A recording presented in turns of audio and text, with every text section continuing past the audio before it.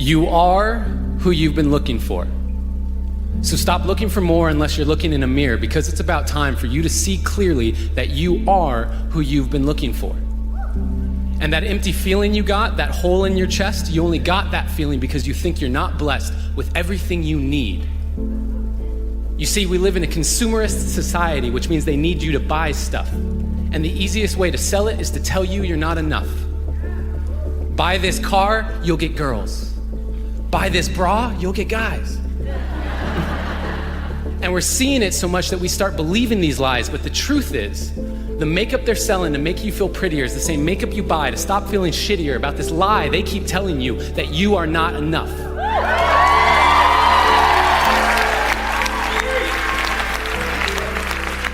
And what about the movies we watch, all the shows on TV? The more I watch, the more I see I need you to complete me.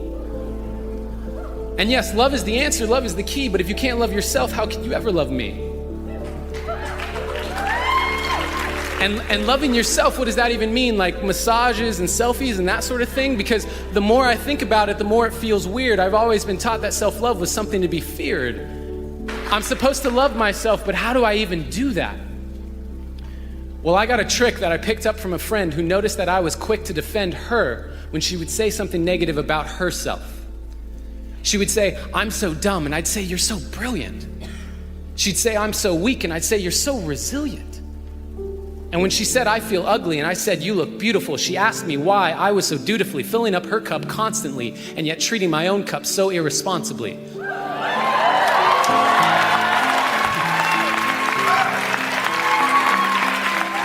Because when I looked in the mirror, my voice was quite clear. You're ugly, you're too thin, your hairline's receding, you got a pimple on your chin. And that was when she gave me a piece of advice that changed my life.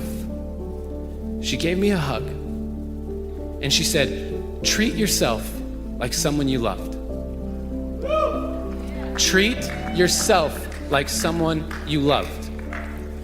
Now, I had been standing, but I needed to be sitting because I couldn't believe that I had been letting myself keep forgetting that I was who I'd been looking for. And deep in my core, I knew it was time to stop looking for more until I could look through all my fear and look into a mirror and see clearly that the man looking back at me was the only one who can make me happy, and I am already enough.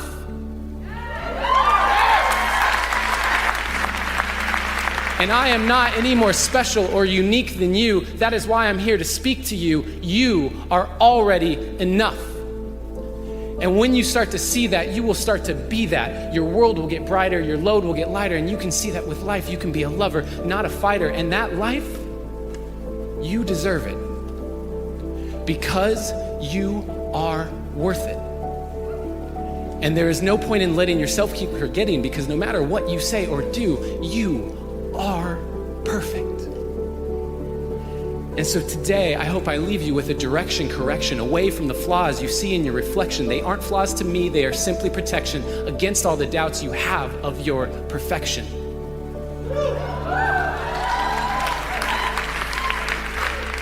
So start today. Take a good, long look in the mirror and say, I am who I've been looking for. How much do you love yourself? Because if you understand the value of self-love, you'll never be friends with those type of people. Most of the people out here are running around empty. They have no sense of self. No sense of self-love. When I say self-love, it has nothing to do with celebrity, money, materialistic things, and all of the things that your negative mind could probably go to. It has nothing to do with self-love. It has nothing to do with looks. Nothing to do with cars and any of the superficial things that one would assume that could make you love yourself even more. It's a matter of knowing your value. It's a matter of you saying, I don't have to be around these people in these type of environments and situations in order for me to finally see the value in myself. I love me independent of you loving me. I believe in me I know my self-worth. I am here and I have a purpose. There is no value in having wisdom, knowledge, insight, spirituality, love. Every day, I am a work in progress.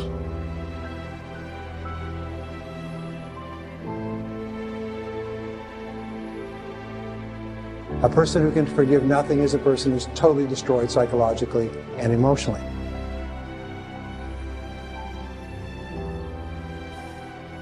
Forgive your parents. Forgive any relationship that you ever had that didn't work out. Forgive everyone else in your life that has ever hurt you in any way. Forgive yourself.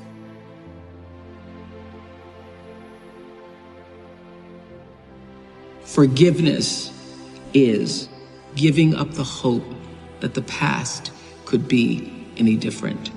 I think for myself, and I know many of you, you think forgiving means accepting what has happened to you. Well, it is accepting that it has happened to you.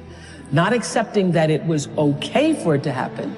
It is accepting that it has happened, and now what do I do about it? Forgiving is giving up the hope, not holding on, hoping, wishing that it could have been any other way than it actually was. Giving up the hope that the past could be any different. And when I got that, I think it took me to the next level of being a better person, because I don't hold grudges for anything or any situation, and neither should you. It's letting go so that the past does not hold you prisoner, does not hold you hostage.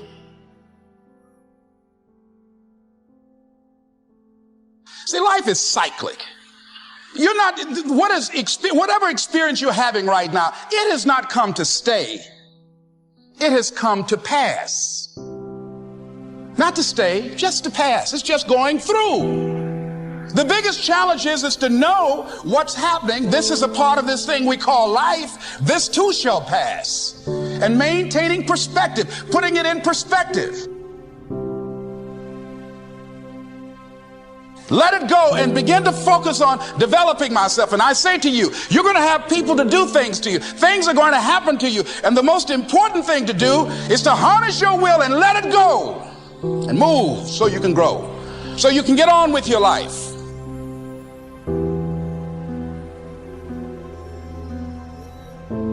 It doesn't matter about what happens to you. What matters is, what are you going to do about it? What are you going to do now, Les?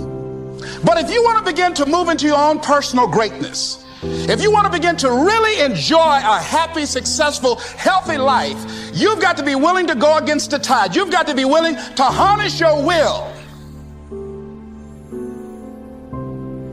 So as you're in the process of reinventing your life, write a description of the kind of person that you want to be. What are the things that you must overcome? What qualities about your personality you know that you're going to have to change, because those particular characteristics are liabilities to you? What are your assets? What are your strong points? Look at and evaluating yourself to make that determination. Other thing is that in order to get out of a rut, we need some coaching. Find some trusted critics. People that you know care about you and love you. There's some things that keeps us from growing and getting out of ruts. Number one, we identify with feedback. We take it personal when someone wants to give us some feedback on where we are falling short and tell us about our blind spots. We want to have everything being positive about us. We're not perfect.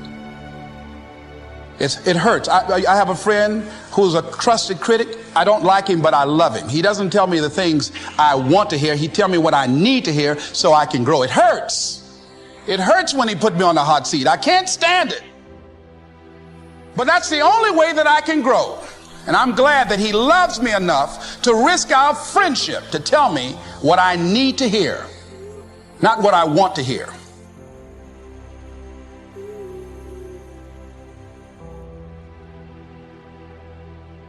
Stop scaring yourself.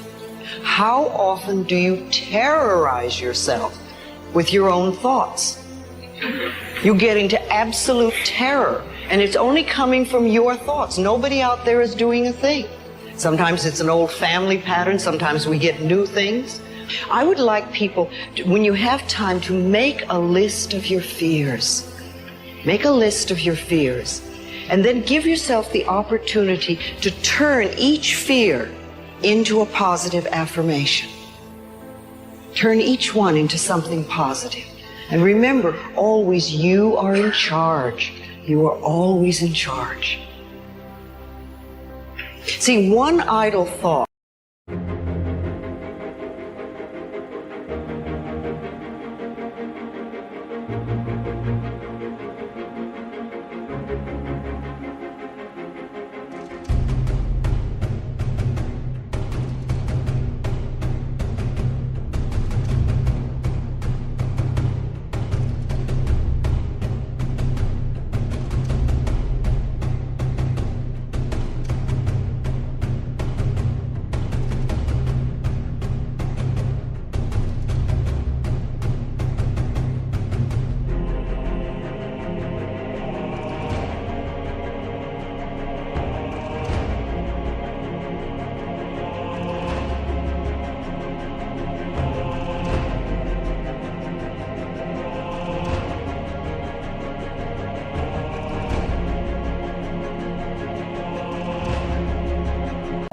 doesn't make a whole lot of difference. Thoughts are like drops of water. You drop a drop of water and it doesn't mean much. But if you keep dropping and keep dropping, you get a puddle on the floor, and then you can get a little pond and a lake, and finally you can create an ocean. And with our own thoughts, we can drown in a sea of negativity, or we can float on the ocean of life. And it's up to us. The thoughts we think accumulate. And what sort of puddles are you standing in? Or are you up to here? Or are you up to here and trying to paddle? You know, what are you doing to yourself?